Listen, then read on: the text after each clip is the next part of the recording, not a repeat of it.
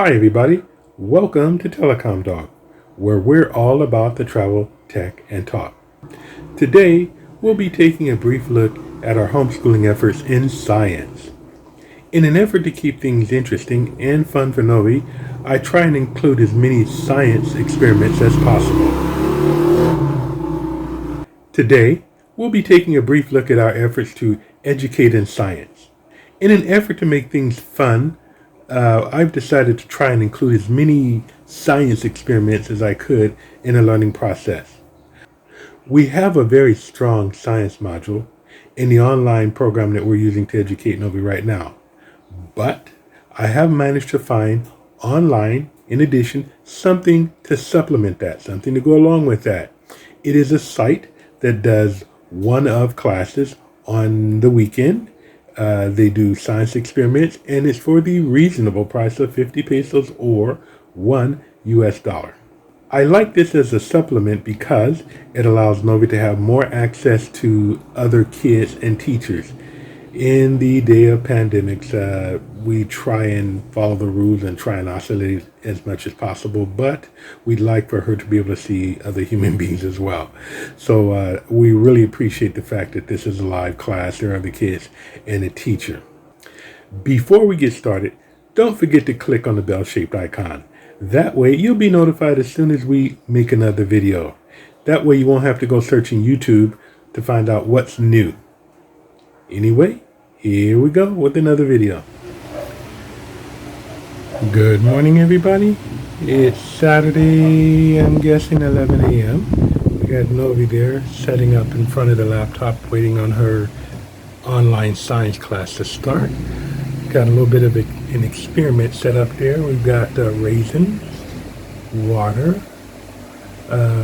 vinegar, quarter cup of vinegar, and some baking soda. We're going to put that together and see what happens.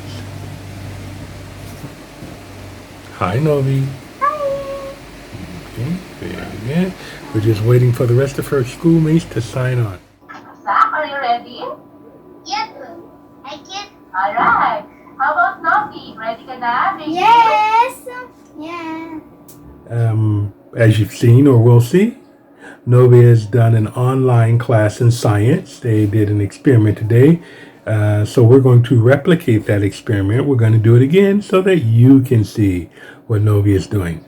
So first of all, what do we have for the experiment? We have a glass of water. Show us the water, Novie. Very good. And next up, we have baking soda. Which one of those is the baking soda? Very good. And you can put that back. We have some vinegar. Where's the vinegar? In the cup there. Very good. And you can put that back.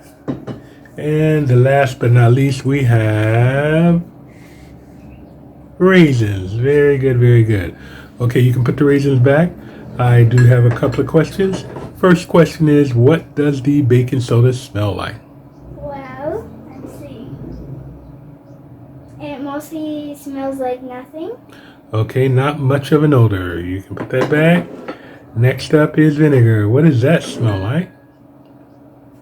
Sour. Okay, vinegar smells sour. Next up, we have water.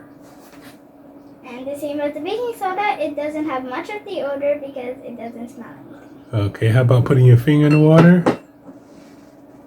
Okay. It is wet. So we found out that water is a liquid form.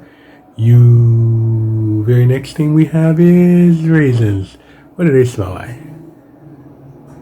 Grapes. Okay, raisins smell kind of grapey. Why do raisins smell like grapes, Zoe? Well, because they were grapes, but they got rotten. Yeah, and they turned them into raisins. Very good. Okay. So bring your glass forward. And what's the next thing we're going to do with that glass of water? First, we will put 2 teaspoons of baking soda.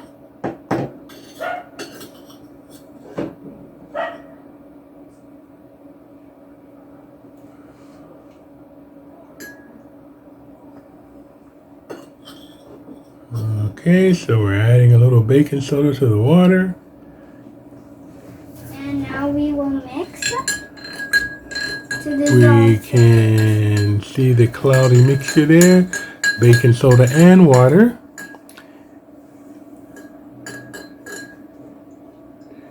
And that dissipated pretty quickly. It's almost clear instantly. A little stirring and the cloudiness goes away. And we have it clear again. And so now that the water has dissolved baking soda in it, what is the next step, Novie? We will add some raisins. Okay, put some raisins in. And let's see, move your spoon. Let's see what we got there. Oh, the raisins are all laying at the bottom of the glass there. Very interesting. But have you seen a close look at the raisins? They have bubbles around them. Yep, let's see if we can get a close enough view of the raisins. Put it down. Maybe we can.